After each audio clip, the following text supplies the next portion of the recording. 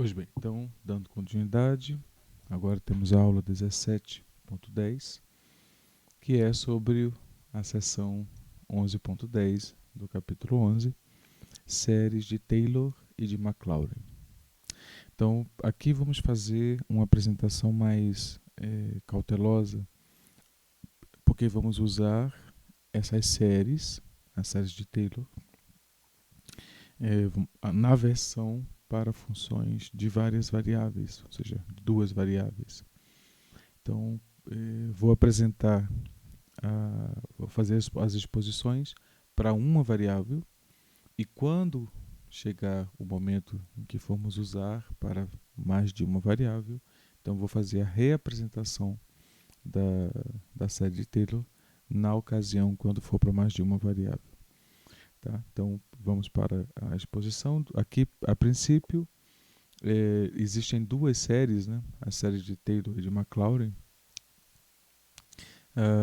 E as questões a serem feitas é a seguinte. Nós vimos que é possível escrever funções como séries de potência. Mas a questão que ainda não ficou clara é quando podemos fazer isso e quais funções podem ser representadas como séries de potência. Né? E, então é exatamente nesse ambiente que vamos fazer a exposição e vamos deixar alguns fatos claros e outros fatos a serem abordados em uma possível pesquisa. Então vamos começar supondo que f seja uma função que possa ser representada por uma série de potências, o que significa que f de x pode ser escrito como uma série de potência e considerando que o módulo de x menos a é menor que r, onde r é o raio de convergência da série. Tá? Então, vamos tentar determinar quais coeficientes Cn devem aparecer em termos de f. Então, primeiro, se eu considerar que x é igual a A, na expressão 1, todos os termos diferentes de C0 se anulam, porque dependem de x menos A. Então, se x é igual a A, todos os termos aqui são nulos, exceto C0. Então, f de A tem que ser igual a C0. Portanto, C0 tem que ser igual a f de A. Ou seja, o termo constante da série de potência tem que ser igual à imagem de f no ponto A. Então, um dos critérios para que a função seja escrita como série de potência no ponto A é que ela esteja definida no ponto A. Então, seguindo agora o teorema 11.9.2, que determina que nós podemos derivar a série de potência, uma vez que tenhamos f de x escrito como série de potência, podemos derivar a série de potência termo a termo. Então, e que a derivada da função que foi representada como série de potência é a derivada da série de potência, quando aplicamos a derivada a essa série, encontramos esta série com o mesmo raio de convergência. Observe que agora, quando eu faço x igual a A na derivada, eu obtenho que a derivada no ponto A tem que ser igual a C1. Então, significa que o coeficiente do termo linear da série de potência tem que ser igual, tem que coincidir com a derivada da função no ponto A. Então, seguindo agora para a segunda derivada, vamos obter essa expressão aqui. E quando eu considero x igual a A, eu obtenho agora que a derivada segunda no ponto A tem que ser igual a 2 vezes a constante do termo quadrático. Observa que aqui C2 é a constante do termo quadrático. Então, significa a segunda derivada no ponto A tem que ser igual a 2 vezes C2, portanto, C2 tem que ser a derivada segunda da função no ponto A, quocientado por 2. Observa que isso implica, até o momento, que se a função pudesse ser representada como série de potência no ponto A, é porque eu consigo fazer quantas derivadas eu quiser da função f, né? Porque a série de potência tem infinitos termos. Então, a princípio, pelo que tudo indica, cada coeficiente da potência, olha, o coeficiente da potência constante foi igual à função no ponto A. Então é a derivada 0. A derivada 1 no ponto A é a função é a constante do termo linear. A derivada 2 no ponto A é 2 vezes a constante do termo quadrático. A derivada 3 no ponto A vai ser 3 fatorial, ou seja, é proporcional ao termo ao coeficiente do termo cúbico, C3, o coeficiente do termo cúbico. Genericamente, Fn vai ser igual a n fatorial Cn, onde Cn é o coeficiente do termo enésimo, né? Então, genericamente, temos que Cn seria igual a Fn, ou seja, a enésima derivada de f no ponto A, quocientado por n fatorial. Né? Então, o fato de ser n fatorial é porque nós estamos acumulando derivadas. Né? Quando eu faço a primeira derivada, cai a derivada de xn. Quando eu faço a primeira derivada de xn, então fica n vezes xn menos 1. Aí eu faço, essa aqui é a primeira derivada. Faço a segunda derivada, eu vou ter, a potência vai multiplicar, mas eu já tinha a potência n, e fica agora xn menos 2. Quando eu faço mais uma derivada, então vai ficar agora n menos 2, n menos 1, n, xn menos 3. Né? E quando eu vou replicando a derivada, o que vai acontecer é que eu vou escrevendo aqui o fatorial. Né? Então, quando eu faço n derivadas, se eu tenho x a n, quando eu faço n derivadas, o último termo, eu vou cancelar todas as potências, né? Vai ser xn menos n, e aqui na frente eu vou ter o n fatorial. Né? Por isso que aparece o n fatorial aqui embaixo. Porque significa que a derivada enésima no ponto A é igual a n fatorial vezes Cn, como aparece aqui. Né? Pois bem, então agora temos o teorema 5 que nos indica o que é que está acontecendo. Então o teorema afirma o seguinte: se f tiver uma representação em série de potência em A, isto é, se f de x for igual à série de potência que é Cn x menos A elevado a n com raio de convergência respeitando o módulo de x menos A menor que R, então os coeficientes são dados pela fórmula, o coeficiente Cn, que aparece aqui, ele é dado pela enésima derivada de f no ponto A, quocientado por n fatorial. Substituindo essa fórmula Cn na série, então a gente encontra que a função f de x ela é representada quando é representada, se tiver uma representação de série, ou seja, se eu puder escrever f de x como uma série de potência, então os coeficientes da série de potência devem ser esses aqui.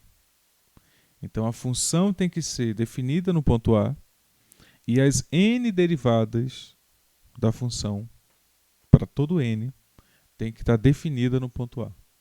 Então a função tem que ser C infinito, ou seja, tem que ter infinitas derivadas no ponto A para que isso aconteça. Né? Então a f de x então será dada por essa série aqui, e essa série é chamada série de Taylor da função no ponto A. Quando A é igual a zero, ela é chamada série de Maclaurin. Tá?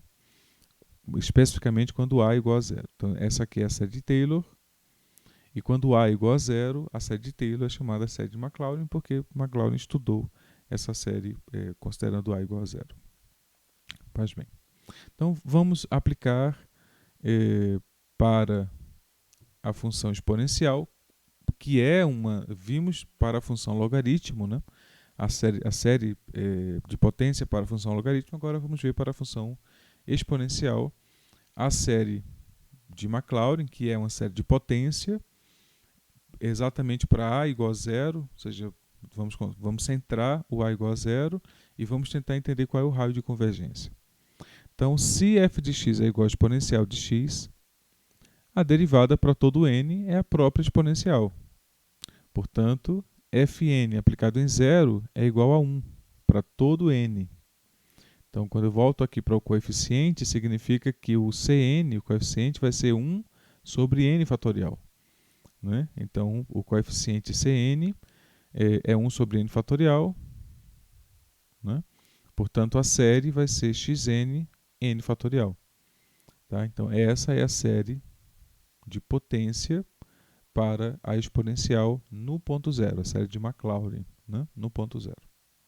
Então, agora temos que observar qual é o raio de convergência. Fazemos o teste da razão para analisar quando é que essa série converge e observamos que quando n vai para zero, o módulo de x tem que ser, eu quero que ele seja menor que 1, né? Então ele está indo para zero, quando n vai para infinito, isso aqui vai para zero, então é menor que 1, né? Então pelo teste da razão a série converge para todo x, porque esse termo aqui vai para zero para qualquer valor de x. Né? Então, considero o módulo de x sobre n mais 1. Isso vai para zero quando n vai para infinito. Entenda que o limite é quando n vai para infinito. O limite independe de x, o limite depende de n. E isso vai para zero quando n vai para infinito. Então, o x aqui, para qualquer que seja o valor de x, o x pode ser grande quanto for, né? Mas o fato é que o x aqui vai ser limitado, né? O x é limitado e significa que essa série acaba, o denominador acaba ultrapassando o valor de x e em algum momento, para qualquer que seja o valor de x, esse comportamento aqui ele vai para zero, né? E isso é menor do que 1, portanto a série converge. Isso significa que esse limite aqui é menor que 1, portanto a série converge para qualquer valor de x. O raio de convergência é infinito. Então, a série de potência, a série de Maclaurin, da exponencial no ponto zero, é uma série que representa a função para qualquer valor de x. Então, essa é a série de Taylor para a função exponencial. Né? Então, a ideia agora é tentar investigar mais. Né? Então, fazemos uma investigação mais geral. Sobre quais circunstâncias uma função é igual à soma de sua série de Taylor? Em outras palavras, se f tiver derivadas de todas as ordens, quando é verdade que isso acontece? Com qualquer série convergente, isso significa que f de x é o limite da sequência das somas parciais. No caso da série de Taylor, as somas parciais são essas aqui. Né? Então, ou seja, se você considera a série de Taylor da função f de x, e eu quero que essa série convirja, né? E convirja para f de x para todo valor de x, ou para um conjunto de x dentro de um raio de convergência. Mas para esses valores de x significa que essa série converge e converge para f aplicado em x, né, para aquele valor de x. Mas isso significa que se eu considerar as somas parciais, que é assim que a gente determina que uma série converge, né, uma série AN converge e converge para S, se você considerar as somas parciais, que são as somas de AI e de uma N, se você considerar o limite de Sn, quando n vai para infinito, esse limite tem que existir e ser igual a S. então digo então que a série converge e converge para S, né? Então, no caso das somas da série de potência, as somas parciais são exatamente as somas dos enésimo termos aqui, né? E esses enésimos termos são esse polinômio. Então, aqui é chamado polinômio de Taylor de grau n. Então, observa que aqui é uma série de Taylor, porque eu tenho infinitos termos. Neste caso aqui, eu tenho um polinômio, porque eu sei exatamente qual é o grau, né? Então, por isso agora eu chamo de polinômio de Taylor, tá? De grau n. Então, e é bom ressaltar essa distinção, né? No primeiro caso, tenho a série de Taylor porque é uma soma infinita. No segundo caso, tenho um polinômio de Taylor porque eu sei determinar o grau do polinômio, né? Então, eu tenho agora uma soma finita, e isso é a soma parcial, né? É o SN.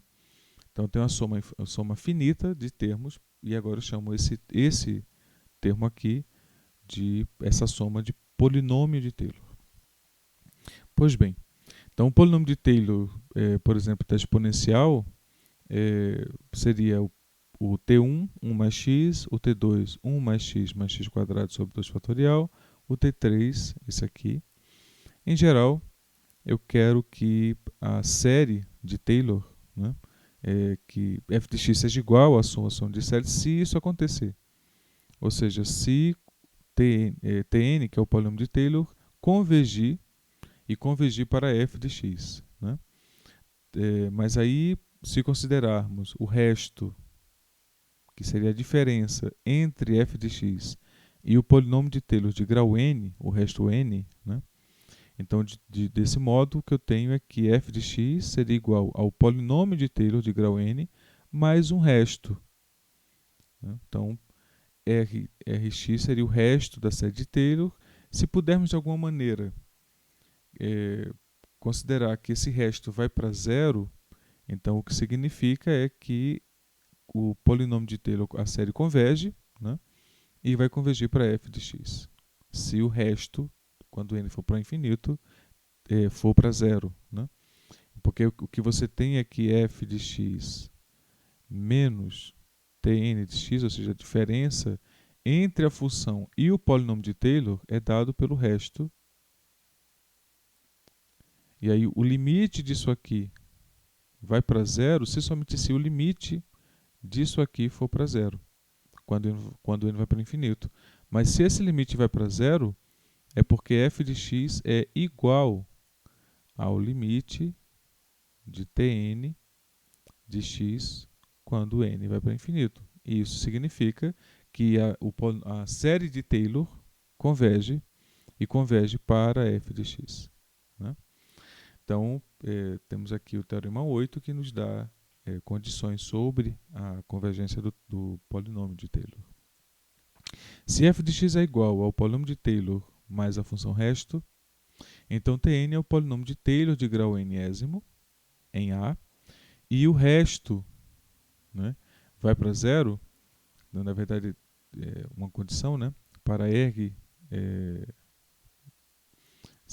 para x satisfazendo a condição do intervalo de convergência, então f é igual à sua soma da série de Taylor, né, como aqui foi dito. Pois bem, a desigualdade de Taylor. A desigualdade de Taylor é uma expressão que quantifica o resto, ou seja, que dá uma majoração para o resto. Diz que o resto tem que ser no máximo um valor, né? Então, se eu considero que a enésima mais uma derivada de f é menor que m, ou seja, se ela é limitada, para x menos a menor que d, então o resto da série de Taylor satisfaz essa desigualdade para x menos a menor ou igual que d, né? Isso é fácil de observar, né?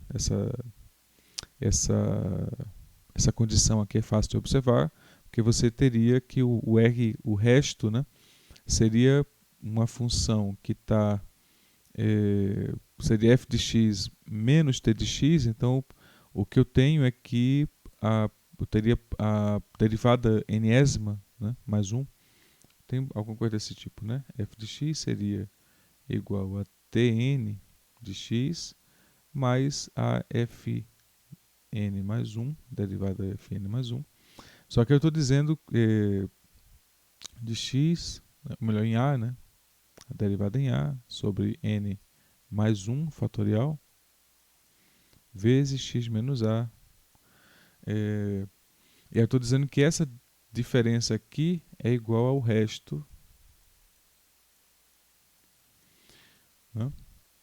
Mas se essa derivada for limitada, menor ou igual que m, se essa derivada for limitada, então ocorre que essa função aqui ela é majorada por essa limitação corrigida por essa estrutura aqui, né? Pois bem, para vermos porque isso é verdadeiro para n igual a 1, assumimos que a segunda derivada é menor que m. Em particular, temos que a segunda derivada é menor que m assim para x de a mais d. Então, temos que a derivada, que é a integral de ax da segunda derivada de dt, é menor ou igual que a ax m dt. Uma antiderivada de f2' é f'. Então, dessa forma, para a parte 2 do teorema fundamental do cálculo, a diferença entre f de x' e f2' é menor que m x menos a, ou f de x é menor que, eu passo para o segundo termo, né? É menor que f' de a mais m x menos a. Então agora eu calculo a integral e obtenho essa igualdade aqui, usando a integral desses dois termos, né? Se essa função é menor do que essa função, então a integral dessa função é menor que a integral dessa função, né? E integrando aqui, eu obtenho f de x menos f de a, e isso vai ser igual a esse termo.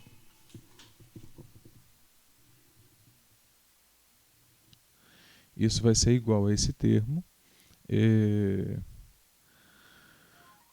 Então, o resto 1, ele seria igual então a f de x menos t1, né, que seria f de x menos f de a menos f' de a, x menos a.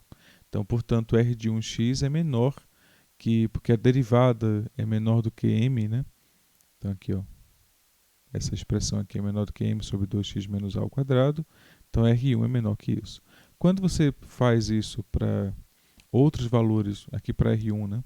Então, quando você faz isso para outros valores de n, você vai obtendo aqui o acréscimo para n fatorial e aqui para n, né? Então, no caso da exponencial, como vimos aqui, né, o Rn seria xn, né?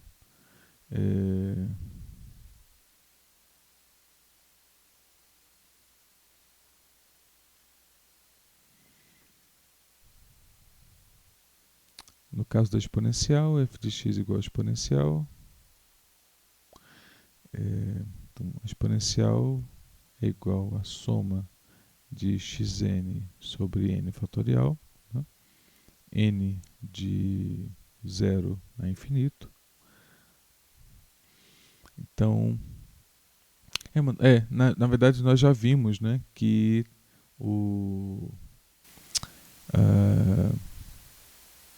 que essa série é convergente, né, convergente para todo R, né? Então aqui está só, de fato, não está diretamente relacionado a isso, mas sabemos que esse termo aqui vai para zero, o que garante o critério de convergência da série, né? Então essa série converge, já sabemos disso, e por outro lado isso aqui vai para zero, né? Então Pois bem. Então, demonstre que exponencial é igual à soma de sua série de Maclaurin. Pois bem. Se f de x é igual a exponencial, então qualquer derivada vai ser igual ao próprio exponencial para todo n. Se d é qualquer número positivo tal que o módulo de x é menor que d, então a exponencial, o módulo da enésima derivada de x é igual ao exponencial de x, que é menor ou igual que a exponencial de d. Assim, a desigualdade de Taylor, com a igual a zero, implica que m pode ser igual a exponencial e temos essa condição aqui satisfeita, né? Pois bem, o fato é que esse termo aqui, é o que vamos analisar, ele vai para zero, ele converge para zero, né? E esse termo majora o resto. Portanto, pelo teorema do confronto, o resto tem que ir para zero. Como o resto vai para zero, né, então eu tenho f de t igual a tnx, que é o polinômio de Taylor, mais rnx. Como o resto vai para zero, então f de x, que é igual ao exponencial de x, é exatamente igual à sua série de Taylor, quando n vai para o infinito, né? Então temos provado que a exponencial é exatamente a série de Taylor e que o raio de convergência é infinito, tá? Então aqui ele faz a série de Taylor para n igual a 2. E depois ele faz a série para a série de Taylor do seno. Então eu vou deixar como exercício, tá? Que vocês façam a série do seno. Ele faz a série do cosseno. Uma das formas de fazer é calculando derivada, que é exatamente como ele faz aqui, né? Porque se eu sei que se eu conheço a série de Maclaurin da função seno de x, e se eu consigo derivar a função seno de x, então eu consigo encontrar a série de Maclaurin para a derivada da função, né? Então eu consigo encontrar, se eu consigo encontrar a série de Maclaurin para a função seno de x, consigo encontrar para a derivada de seno de x, que é o cosseno. Então, e vai ser exatamente a derivada da série, termo a termo, né? Então, quando eu derivo essa série, o que eu obtenho é a série do cosseno, tá? Então, deixo como exercício vocês fazerem os detalhes. Então, aqui tem mais alguns exercícios e acho interessante vocês fazerem, tá? Porque não tem muita novidade, né? Aqui ele faz a série binomial e ele faz mais alguns exemplos. Então, essa tabela aqui seria, por exemplo, uma atividade muito boa para que vocês façam, né? Observando que essas duas aqui foram feitas com detalhes e o seno, uma vez que a gente sabe qual é a expressão da série de Maclaurin, o seno fica óbvio, né? O cosseno é a derivada do seno, o arco tangente e o ln-1 nós fizemos, e aí ficou como exercício fazer o binomial, né? Não, na verdade isso aqui eu deixei como exercício, tá? Fizemos o ln de 1 mais x. Então fica como exercício fazer o cosseno e fazer o binomial, tá? E também o arco tangente. E com isso concluímos, porque a partir de agora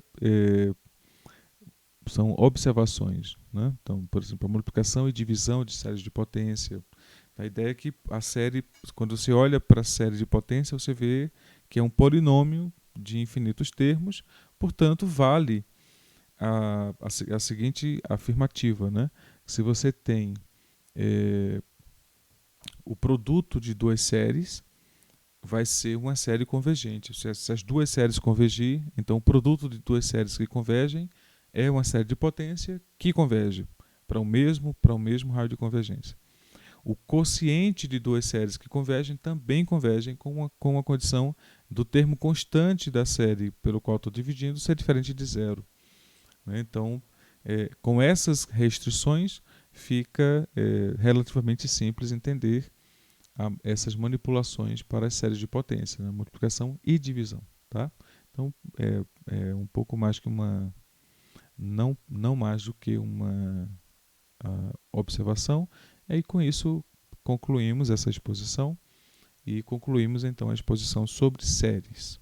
Tá? Então, a partir do próximo encontro, vamos focar nossa atenção para as funções de várias variáveis.